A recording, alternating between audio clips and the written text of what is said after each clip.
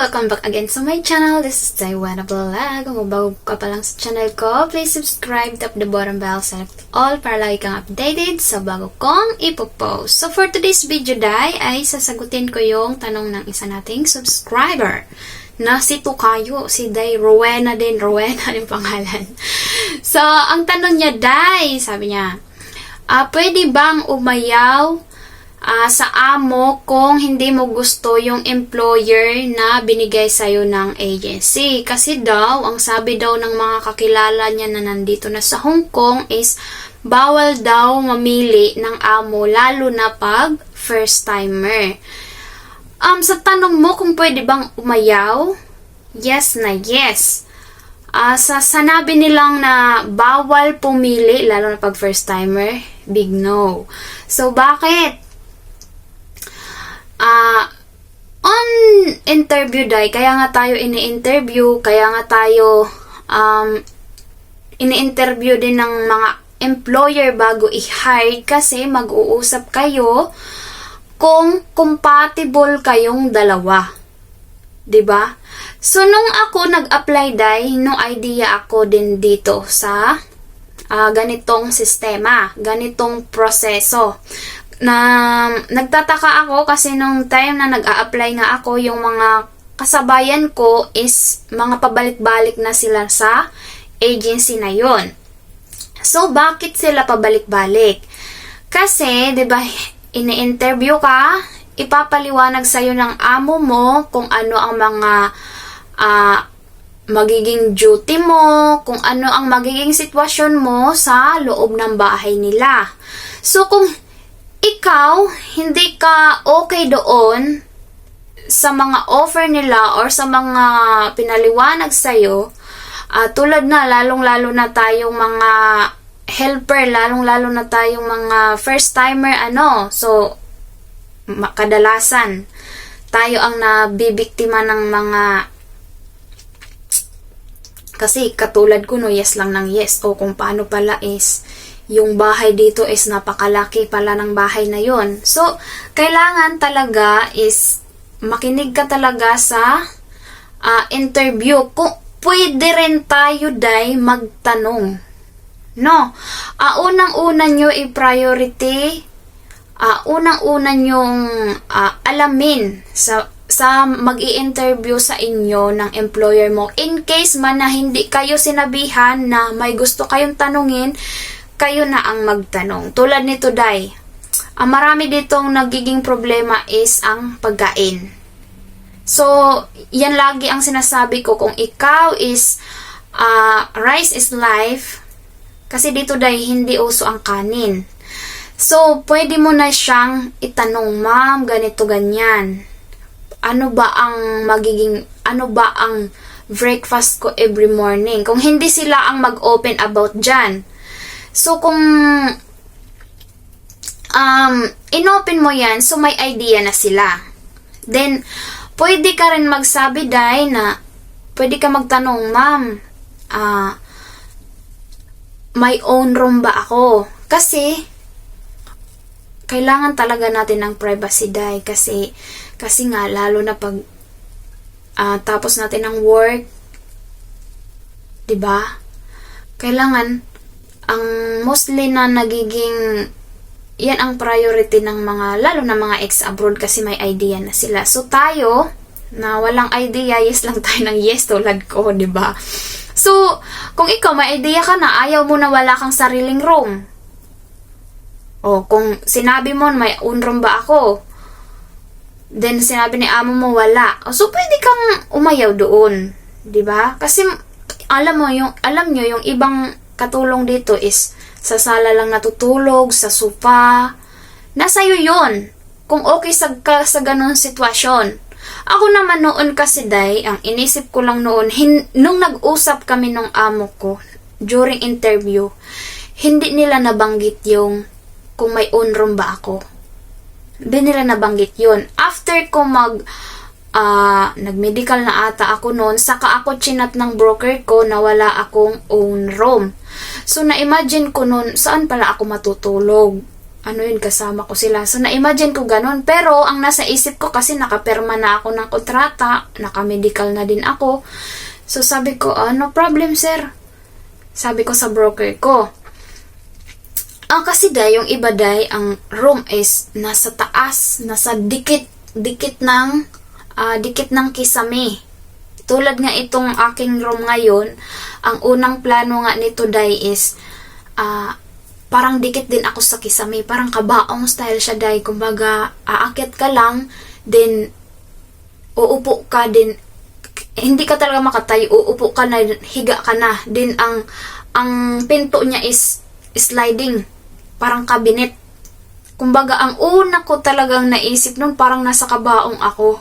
Nung nire-renovate pa lang ito, buti na lang day, pinakita sa akin ni amo, na ganito ang magiging room mo sa bagong bahay natin. So, sabi ko, paano pag summer? Sinabi ko si amo, paano pag summer, ma'am? Napakainit. May aircon ba yan? Ayaw ko din ng aircon, day. Kung lagyan ng aircon, ayaw ko din ng aircon.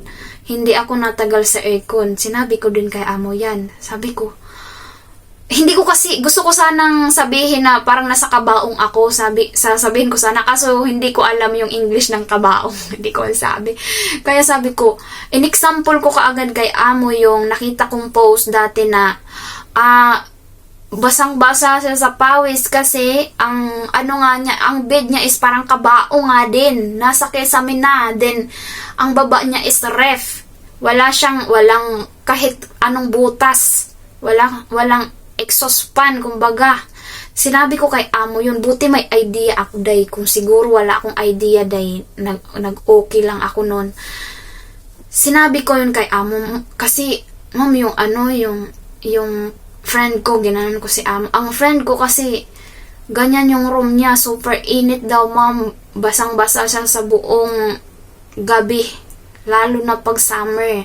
So, doon, ni ma'am, naintindihan niya. Sabi niya, ay, oo nga, kasi, super, ayaw ko din ng madilim, day.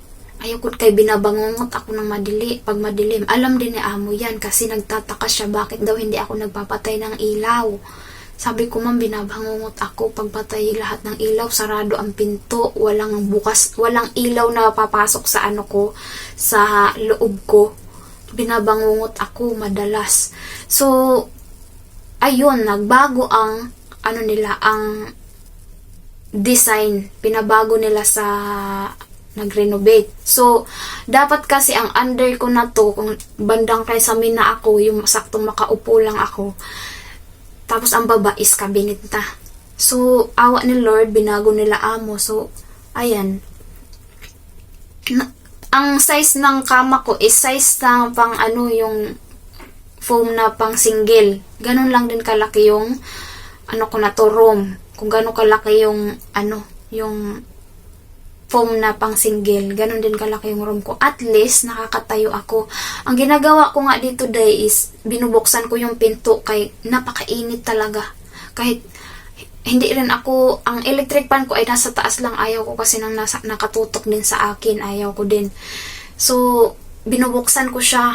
Binubuksan ko yung pinto ng yung pinto ko. Kasi para makapasok yung fresh na hangin. Din yun ang ginawa ko. So, awa naman ni Lord. So, importante yan, day. Kasi dati may nag-comment sa akin dito yung asawa naman niya. Ang lalaki yung nag-comment sa YouTube ko. Yung asawa niya nandito. Ang mga gamit daw niya, day, is nasa labas ng bahay. Paano yun? So, 'di ba? Kaya, huwag kang maniwala na hindi tayo pwedeng umayaw sa amo. Kung halimbawa, binigyan ka ng job order na napakaraming bata, napakaraming alaga, then first timer ka, day, ito tips ko sa inyo, pag maraming talaga, kung first timer ka, day, piliin mo na yung kunti lang. Diba? Newborn, then first time kung hindi ka naman nagmamadali makaalis, pwede ka mamili, why not? So, kung first timer ka, alam mo sa sarili mo na hindi mo kaya. May doubt ka, kung may pag-aalinlangan ka sa job order na yan, wag mo na i-go. So, kung first timer ka, piliin mo yung kunti lang. Tulad ng mag-asawa lang, then isang anak. Kasi pag dalawa, day, hindi talaga ganun kadali, day, ang sinasabi ko sa inyo. Hindi ganun kadali pag dalawa. Lalo na pag first timer ka, day. Ha? Yung, tulad sa akin, naku po, Diyos ko, buti nga ako kay may alalay ako na na matanda. Hindi nila ako pinapabayaan. Nakikita ko yung iba dito, day, na habang nagsusundo sa panganay, karga-karga din yung maliit. So, napakahirap yun. Lalo na pag makulit yung panganay, tatakbo-takbo ka, may stroller ka pang hawak. Diyos ko, kay makukulit pa naman yung mga bata dito, day. So, kung first timer ka, hindi ka naman nagmamadali pumunta dito, pwede kang mamili.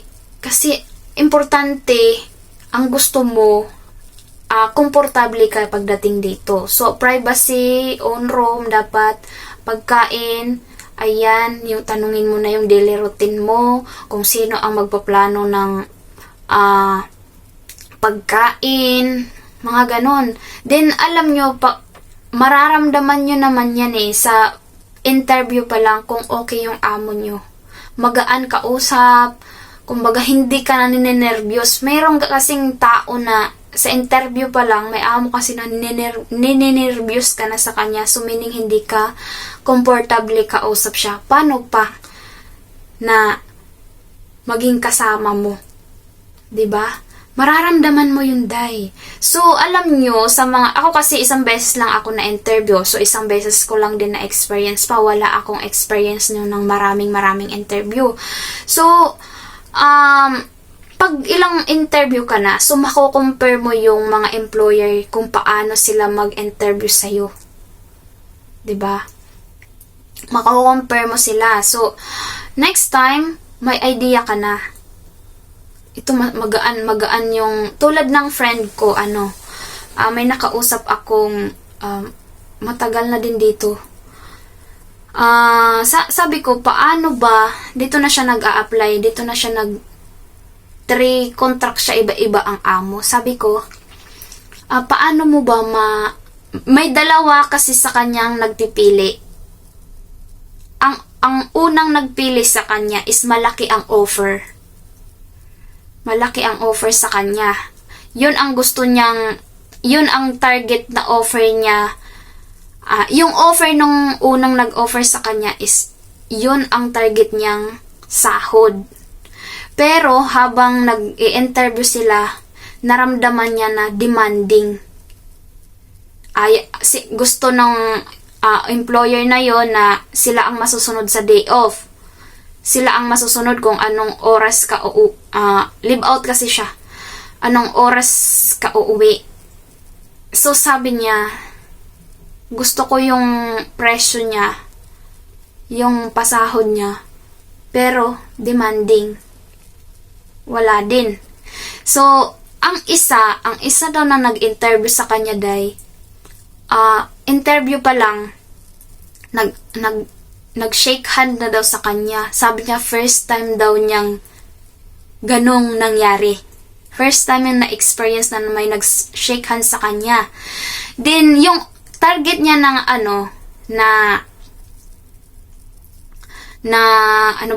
target niya na sahod, hindi kaya. Nakipagtawaran pa daw yung pangalawang nag-offer sa kanya, yung nagkagusto sa kanya. Then, yung pagkatapos daw, ang gaan daw ng convo nila, napakasimple lang. Ang tanong is, during holiday mo ba, ginagawa mo? Sabi niya, tambay lang sa dagat. Then, tugtog gitara. Sabi niya ganon. So, konting tanong. Then, pagkatapos interview, thank you. Then, shake hand daw ulit. So, yun ang mas pinili niya ngayon. Yung magaan yung pakiramdam niya. Kaysa dun sa gusto niya yung offer na sahod pero demanding daw. So, mas pinili niya yung magaan yung loob niya. Yun ang mararamdaman nyo yan, day. Maiko-compare nyo yan. Ako kasi hindi ko pa na basta hindi ko pa na-experience yung maraming interview. Kasi yun lang ang naging experience ko pa. So, pwede kayo mamili, day. Ano ba?